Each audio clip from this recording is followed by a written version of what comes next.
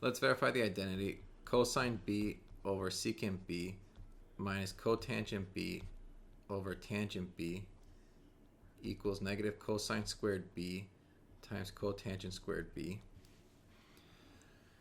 Let's rewrite the secant, cotangent, and tangent in terms of sines and cosines.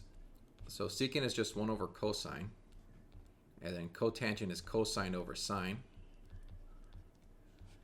Tangent is sine over cosine. Now, cosine divided by 1 over cosine is the same thing as cosine times cosine, which is cosine squared. And now with this fraction, what we should do is multiply the cosines and then divide it by multiplying the sines. So that's going to give us cosine squared over sine squared. They both have cosine squared, so I can factor this out. And I could get a common denominator of sine squared. So let's multiply the first fraction, or the 1 by sine squared over sine squared.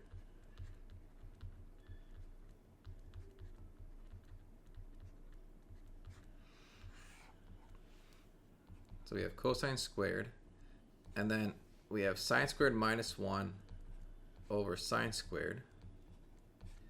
We know that 1 minus sine squared is cosine squared, so sine squared minus 1 is negative cosine squared.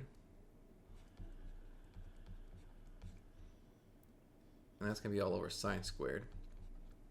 So we have cosine squared, the negative will come outside, and then cosine squared over sine squared is cotangent squared. And so this verifies the identity.